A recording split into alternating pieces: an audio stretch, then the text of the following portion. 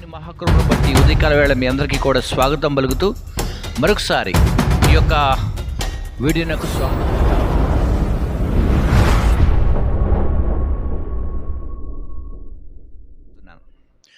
దేవుని బిడ్డారా, మనం గడిచినటువంటి నిన్నటి దినాన కొన్ని విషయాలు మాట్లాడుకున్నాం. అమ్మ తేజ వర్సెస్ విజయప్రసాద్ రెడ్డి. సో వీళ్ళ అంటే ప్రయత్నాలు అటువైపు నుండి ఇటువైపు నుండి ఆలోచనలో పడి ఏమైందంటే చివరికి ఛాలెంజ్గా మారింది. తిడుతూనే ఉండాలా, నేను మండుతూనే ఉండాలా? ఆమె నువ్వు ఉండాలి బ్రదర్, నువ్వు ఉంటేనే నాలో ఈ ఫైర్, నువ్వు లేకపోతే నాలో ఈ ఫైర్ లేదు. ఆమెన్ అంటే ఉంటుంది కానీ మరీ ఇంత బలంగా ఉండదు. ఆమెన్. నీ మనుషులను విజయవాడ పంపి ఛాలెంజ్ విసురుతున్నాను. నీ మనుషులను విజయవాడ పంపి వాళ్ళు కూడా నిన్నొచ్చి తంతరు. వాళ్ళు గట్టిగా చప్పట్లు కొట్టాలా? హల్లెలూయా, హల్లెలూయా, హల్లెలూయా, హల్లెలూయా. అంటే విజయప్రసాద్ రెడ్డి గారు కొంతమందిని నేను పంపిస్తాను మీకు ఆ ప్రోగ్రామ్కి, అప్పుడు తెలుస్తుందని చెప్పేసి ఆయన విసరటం జరిగింది. దానిని ఈయన స్వీకరించి మరి ఈయన కూడా ఏం మాట్లాడుతున్నాడో ఒకసారి మీరు వినటానికి అవకాశం ఉంది కాబట్టి ఈ వీడియోని మీకు నేను ప్లే చేస్తాను. ఓకేనా? రైట్. ఆ తర్వాత సరే చూద్దాం. ఇక్కడ బాగానే ఉంది, ఓపెన్ ఛాలెంజ్ బాగానే ఉంది. నువ్వు ఎంతగా నా గురించి మాట్లాడతావో నేను అంతగా ఫైర్ అవుతాను. నువ్వు అట్లా మాట్లాడుతుంటేనే నాలో ఫైర్ ఇంకా పెరుగుతూ ఉంది అన్నట్టుగా అమ్మ తేజ మరి ఘాటుగానే స్పందించారు. స్పందించడం ద్వారా కార్యం జరుగుద్దని నేను అనుకుంటున్నాను. అయితే ఇక్కడ విషయం ఏంటంటే ఇక్కడ పదజాలం వాడకూడని పదజాలం ఒకటి అమ్మ తేజ గారు వాడారు. సో అదొకటి వాడకుండా ఉంటే బాగుండేది. విషయం ఏంటంటే విజయప్రసాద్ రెడ్డి గారు కొంతమంది మనుషుల్ని ఆయన దగ్గర ఉన్న వారిని పంపిస్తానన్నాడు. మంచిది. మరి వాళ్ళు వచ్చిన తర్వాత నీ దగ్గరకు వచ్చి వాళ్ళు అది చేస్తారు ఇది చేస్తారని విజయప్రసాద్ రెడ్డి గారు చెప్పలా. కానీ అదే ఓపెన్ ఛాలెంజ్ చేస్తూ మన అమ్మ తేజ గారు ఏం చేశారంటే వాళ్ళు నా దగ్గరకు వచ్చిన తర్వాత నీ దగ్గరకు వచ్చి వాళ్ళు నిన్ను తంతారు అన్నాడు. సో ఇది కరెక్ట్ కాదు, ఇది కరెక్ట్ వర్డ్ కాదు, అది సావుకుల లక్షణం కూడా కాదు.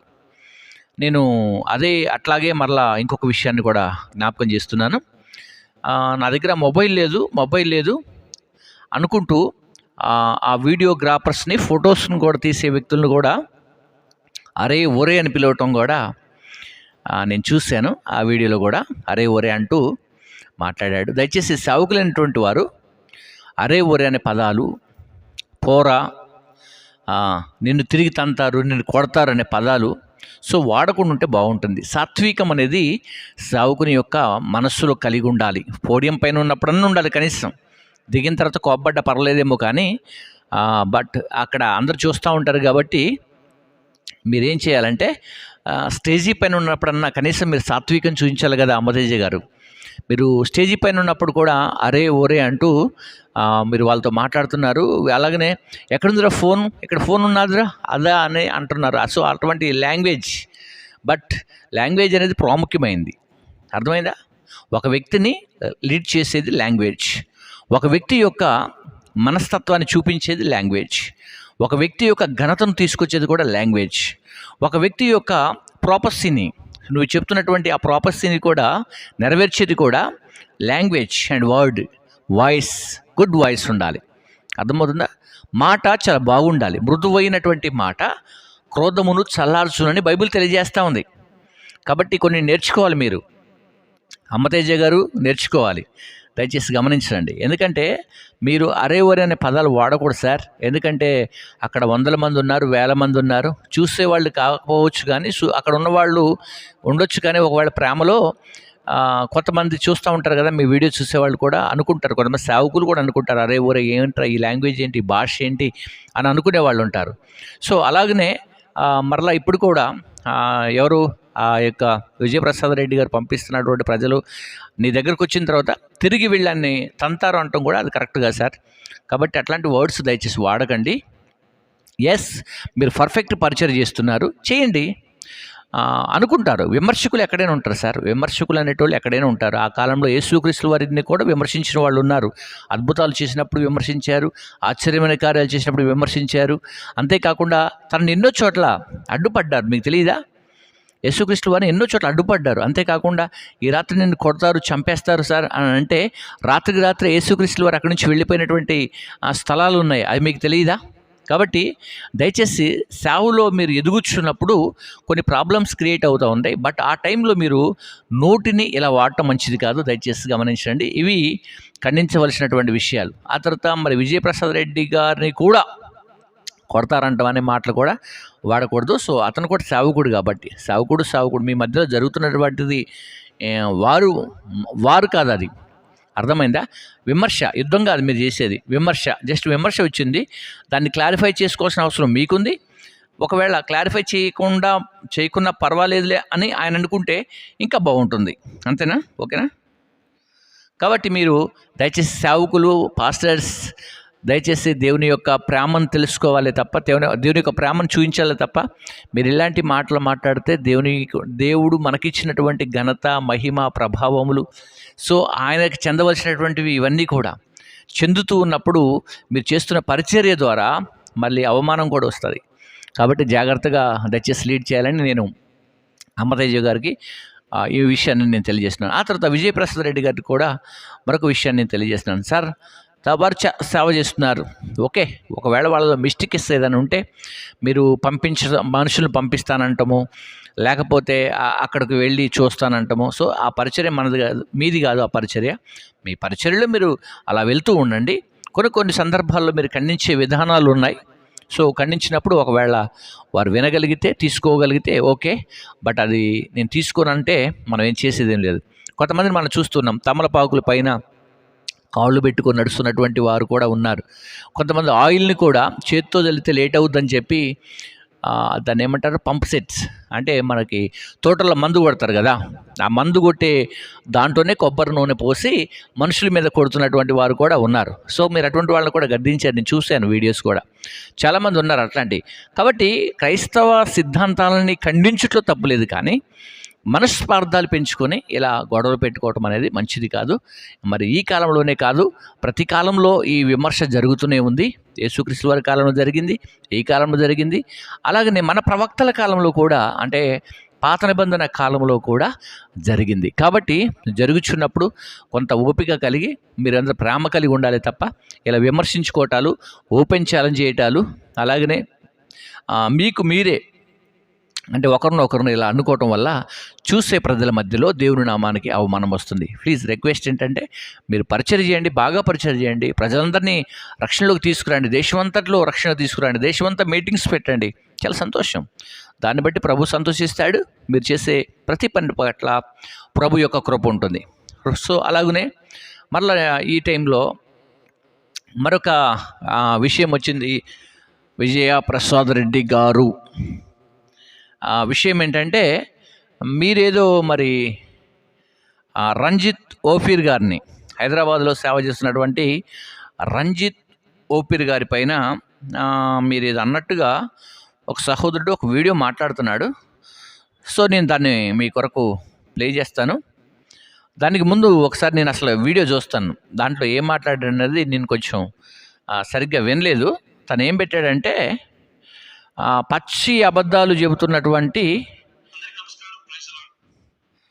ఓఫీర్ గారిపై పచ్చి అబద్ధాల ప్రచారం చేస్తున్న విజయప్రసాద్ రెడ్డి. సో ఇది ఒక 6 hours క్రితం పెట్టారు. ఇది దాదాపుగా 772 మంది కూడా చూశారు. అసలు ఏంటో ఈ వీడియోని ఒకసారి మనం వినటానికి మనం ప్రయత్నం చేద్దాం.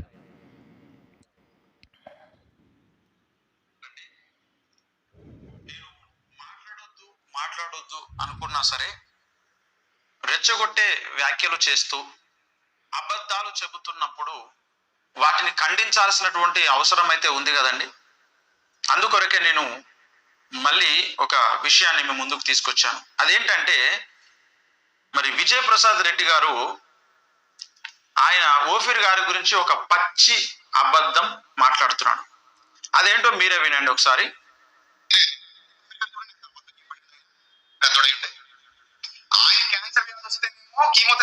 తెచ్చుకున్నాడు హైదరాబాద్ మంచి హాస్పిటల్ పట్టుకుని. ఆయనేమో కీమోథెరపీకి డాక్టర్ దగ్గరికి వెళ్ళి మందినేమో అమ్మతేజ దగ్గరికి వెళ్ళమంటున్నాడు. ఏం బాగుందని న్యాయం?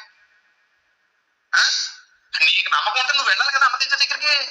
నువ్వు ఎవరో ఒకళ్ళు మంచి వరాలను సెలెక్ట్ చేసుకుని ఆడి దగ్గరికి పోవాలి కదా. గురుగారు మీరేమో డాక్టర్ సెలెక్ట్ చేసుకుని మీరేమో హాస్పిటల్కి వెళ్ళి మంచి కీమోథెరపీ చేయించుకుని మంచి వైద్యం చేయించుకుని క్యాన్సర్ వ్యాధి తగ్గించుకున్నారు. మందినేమో అక్కడ పొమ్మంటారా? ఏమన్నా బాగుందంటే కదా అసలు. నేను నీతో ఎలాంటిది చేయిస్తానండి. ఏమన్నా బాగుందంటే కదా అసలు. మీరు వెళ్ళి రుజువు చూపించి వస్తుంటే సరిపోయేది. మీరు హాస్పిటల్కి వెళ్ళకుండా అక్కడ పోయి ఇదిగో చూడండి రా బిడ్డలారా, నేను దేవుని యందు విశ్వాసం ఉంచి నా క్యాన్సర్ వ్యాధిని లేదా అమ్మతేజ ద్వారానో లేదా పృథ్వీపాల్ ద్వారానో లేకపోతే ప్రవీణ్ గారి ద్వారానో లేకపోతే ఇంకొకటి ఎవరి ద్వారానో తగ్గించుకున్నాను ఈ పవర్ ఉపయోగించుకుని అని చెప్పి చూడండి రా నువ్వు రుజువు చూపిస్తే హ్యాపీగా మేము అందరం బాగా అయిపోయేవాళ్ళం. అదేం కాకుండా మీరేమో మంచి super speciality hospital select. Ranjith Ofir గారు చూడండి ఎంత విన్నారా? రంజిత్ ఓఫీర్ గారు సూపర్ స్పెషాలిటీ హాస్పిటల్ కీమోథెరపీ చేయించుకుని క్యాన్సర్ కి మిగతా వాళ్ళందరినీ కూడా అమ్మతేజ దగ్గరికి వెళ్ళమంటున్నాడు. చూసారా అని చెప్పేసి అంటున్నాడు. ఇది కూడా ఒక పచ్చి పచ్చి పచ్చి పచ్చి అబద్ధం. ఇది ఇప్పుడు అమ్మతేజ గారి విషయంలో ఇతని పచ్చి అబద్ధం అని తేలిపోయింది. అమ్మతేజ గారి ద్వారా జరుగుతున్నటువంటి పరిశుద్ధాత్మ కార్యములు అవి వాస్తవాలు, అవి నిజాలు, దేవుని కార్యం అది. అందుకే కొన్ని వేల మంది అక్కడ దీవించబడుతున్నారు, ఓదార్పు పొందుతున్నారు, దేవుణ్ణి తెలుసుకుంటున్నారు. ఏ అద్భుతమైన ఏ కార్యమైనా ఆఖరికి వచ్చేసి వారు రక్షణ పొందడమే అక్కడ ముఖ్యమైనటువంటి విషయం. దేవుడు ఆయనకిచ్చినటువంటి కృపావరం ద్వారా పేర్లు పిలవడం ద్వారా అనేకులను క్రీస్తు చెంతకు దేవుడు నడిపించుకుంటున్నాడు. ఆయన నిజమైన దేవుడని. ఎందుకంటే వారి పేరు ఊరు ఏం వివరాలు తెలియకుండా అమ్మతేజ గారు పిలుస్తున్నారు. అలా పిలవడం చేత వారి క్రీస్తు దగ్గరికి వస్తున్నారు, యేసుని తెలుసుకుంటున్నారు. అయితే అదంతా కూడా వాట్సాప్ ద్వారా ఇన్ఫర్మేషన్ తీసుకొని చెప్పాడు అని చెప్పేసి ఒక పచ్చి అబద్ధాన్ని చెప్పాడు. ఇప్పటి వరకు దాన్ని రుజువు అయిపోయింది. ఇప్పుడు రెండవ అబద్ధం ఇది. రంజిత్ ఓఫీర్ గారు అమ్మతేజ దగ్గరికి వెళ్ళమంటున్నాడు అందరికి. ఆయననేమో సూపర్ స్పెషాలిటీ హాస్పిటల్లో ట్రీట్మెంట్ తీసుకుంటున్నాడు అని మాట్లాడు. ఇది ఒక పచ్చి అబద్ధం. రంజిత్ ఓఫీర్ గారు మీరు అమ్మతేజ దగ్గరికి వెళ్ళండి, మీకు ఏ రోగం వచ్చినా సరే మీరు హాస్పిటల్ వెళ్ళకండి అని చెప్పినటువంటి వీడియో ఎక్కడుందో, ఆయన చెప్పినటువంటి ఆధారం ఎక్కడుందో విజయప్రసాద్ రెడ్డి చూపెట్టాలి ప్రజలకి. మీ ఛానల్లోనే మీరు డిస్ప్లే చేయండి. రంజిత్ ఓఫీర్ గారు మీరు హాస్పిటల్కి వెళ్ళొద్దు, అమ్మతేజ దగ్గరికి వెళ్ళండి అన్నటువంటి ఆ ఆధారము చూపెట్టాలి. లేదంటే ఇతడు పచ్చి అబద్ధికుడు, ఇతడు మోసము చేస్తున్నాడు అని అందరు అర్థం చేసుకోవాలి. కొన్ని వందల మంది కాల్స్ చేస్తున్నారు. ఇతని అహంభావం, ఇతని గర్వం, ఇతడు ఒక క్రైస్తవుని లక్షణమైన ఇతని లోపల ఉందా అని చెప్పేసి ఇలాంటి పచ్చి అబద్ధాలు మాట్లాడుతూ ఉన్నాడు. ఇక అతనికి వేరే సువార్త, వేరే విషయాలు లేవిక ఇవే ప్రచారం చేస్తున్నాడు ఎక్కడికి వెళ్ళినా సరే. ఎంత ఘోరమైనటువంటి విషయమో చూడండి. ఇంకొకటి, దేవుని చిత్తం అయితే అమ్మతేజ గారి యొక్క ఇంటర్వ్యూని తరువాత వారి చేత పిలువబడి పేరు పెట్టబడి ఎవరైతే ఉన్నారో ఆ మేలును పొందుకున్నటువంటి వారు, మనం చూస్తున్నటువంటి సోషల్ మీడియాలో కనబడుతున్న వీడియోస్ లో ఉన్నటువంటి వ్యక్తులు ఎవరైతే ఉన్నారో నేను వారి దగ్గరికి వెళ్ళి ఇంటర్వ్యూ చేస్తాను. వారిని అడుగుతాను, నేను నిజముగా మిమ్ములను ముఖ పరిచయం లేకుండానే ఓకే. సో ఇక్కడ సందర్భం ఏంటంటే మీకు అర్థమైంది అనుకుంటాను, నేను క్లారిఫై చేస్తున్నాను ఆ విషయంలో. అయితే బహుశా మరి అద్దంకి రంజిత్ ఓఫీర్ గారికి క్యాన్సర్ వచ్చి ఉండొచ్చు బహుశా. ఓకేనా, రైట్. ఆయనకి క్యాన్సర్ వచ్చి ఉంటే ఒక మల్టీ స్పెషాలిటీ హాస్పిటల్ సెలక్షన్ చేసుకొని అక్కడికి వెళ్ళి కీమోథెరపీ లేకుంటే ట్రీట్మెంటు చేయించుకున్నాడు. మరి అద్దంకి రంజిత్ ఓఫీర్ గారు అమ్మతేజ గారి విషయంలో చూసినప్పుడు మరి ఎందుకు ప్రజల్ని అంటే ఏం సైలెన్స్గా ఉండి అది ఎంకరేజ్ చేస్తున్నట్లుగా విజయప్రసాద్ రెడ్డి మాట్లాడినట్టుగా ఈ సహోదరుడు చెబుతున్నాడు. అంటే ఆయనకు జబ్బు వస్తేనేమో హాస్పిటల్కి వెళ్ళాడు, ప్రజలకు జబ్బు వస్తేనేమో అక్కడికి బొమ్మన్నట్టుగా ఈ వీడియో క్రియేట్ చేసినట్లుగా చెబుతున్నటువంటి సందర్భం అనమాట. సో ఓకే, ఏదైనప్పటికీ కూడా ఒక అద్భుతమైనటువంటి విషయాన్ని గుర్తు చేసే సహోదరుడు కూడా. సో కాబట్టి ఈయన కూడా చాలా ఇంట్రెస్ట్ చేస్తూ ఉంటాడు. తన పేరు కనుక నాకు ఇంకేం తెలియదు కానీ తెలుసుకుంటాను నేను కూడా. రైట్. సో ఇప్పుడు ఈ విషయం ఏంటంటే అంటే ప్రాబ్లం వచ్చినప్పుడు హాస్పిటల్కి వెళ్లకుండా అమ్మ తేజ దగ్గరకో, ప్రవీణ్ దగ్గరకో, పృథ్వీపాల్ దగ్గరకో వెళ్ళమని చెప్పొచ్చు కదా. ప్రాబ్లం ఉన్నప్పుడు ప్రాబ్లం ఉన్నోళ్ళు హాస్పిటల్కి ఎందుకు వెళ్తున్నారని చెప్పేసినట్టు సందర్భం అనమాట అది. అది ఎవరు చెప్పినట్లుగా? మనకి విజయప్రసాద్ రెడ్డి గారు చెప్పినట్లుగా. చూద్దాం సార్ దాని విషయం ఏం జరుగుద్దో వాళ్ళు తేల్చుకుంటారు. కాబట్టి ఇలాంటివన్నీ కూడా క్రియేట్ అవుతున్నాయి సార్. కాబట్టి విజయప్రసాద్ రెడ్డి గారు ఈ సమయంలో నాది చిన్న రిక్వెస్ట్ సార్. విషయం ఏంటంటే ఎక్కువగా మీడియాలో మీకేం పని లేనట్టుగా, ఎక్కువగా మీడియాలో మీకేం సేవ సరిగ్గా లేనట్టుగా, ఇప్పుడు ఇక్కడ చూస్తున్న సహోదరుడు కూడా అందరిపైన ఇవే వీడియోస్ చేస్తూ ఉంటాడు. ఇదే పరిచర్య అయిపోయింది తనకు సరైన పరిచర్య కూడా లేదన్నట్టుగా మాట్లాడుతూ ఉన్నారు. కాబట్టి ఇటువంటి వాటికి కొంచెం దూరంగా ఉండి మీ పరిచర్య మీరు చేసుకుంటూ దేవుని కృపలో వర్ధిల్లుతూ అనేక సంఘాలు కడుతూ అనేక ఆత్మలు రక్షిస్తూ ప్రభు చూపించిన మీ పరిచర్యను కొనసాగించాలని నేను ప్రభుపేట మనవి చేస్తున్నాను. ఓకే. అలాగే అమ్మతేజ గారు మీరు కూడా సార్ మీ వర్డ్స్ అనేటి చాలా జాగ్రత్తగా మాట్లాడుకుంటూ స్టేజీ పైన మీరు పోడియం పైన ఉన్నప్పుడు, మైక్ చేతిలో ఉన్నప్పుడు మాటలు కూడా సరిగా మాట్లాడుకుంటూ మీ పరిచర్యలు మీరు అద్భుతంగా ఆశ్చర్యకరంగా ముందుకు వెళ్ళాలని నేను కోరుకుంటున్నాను. అద్దంకి రంజిత్ ఓఫిర్ గారు దయచేసి మీరు కూడా జ్ఞాపకం చేసుకోండి. మీరు చాలా బుక్స్ రాశారు, అద్భుతమైన పరిచర్య, దేశ విదేశాల్లో పరిచర్యలు చేస్తున్నటువంటి సావుకులు మీరు. కాబట్టి మీరు కూడా ఇటువంటి వాటిని టేక్ ఇట్ ఈజీగా తీసుకొని ఒకసారి క్లిక్ చేసేసి వాటిని కూడా పక్కన పెట్టి మళ్ళీ రీమోల్డ్ చేయకుండా బట్ మీరు కూడా క్రైస్తవ సమాజాన్ని కాపాడుకుంటూ ముందుకు తీసుకువెళ్ళాలని పెద్దలైనటువంటి మీకు కూడా మరి ఈ సలహా సూచనలు తెలియజేస్తూ ఈ నా మాటలు ముగిస్తున్నాను. అందరికీ కూడా వందనాలు, శుభాలు. God bless you. మీ అందరూ కూడా క్షేమంగా ఉండాలని కోరుకుంటూ మీ సేవకుడు దైవజనులు సాల్మన్ రాజు, వరంగల్. బాగున్నారా? సో అందరూ బాగుండాలి. God bless you. Okay. I love you to all pastors.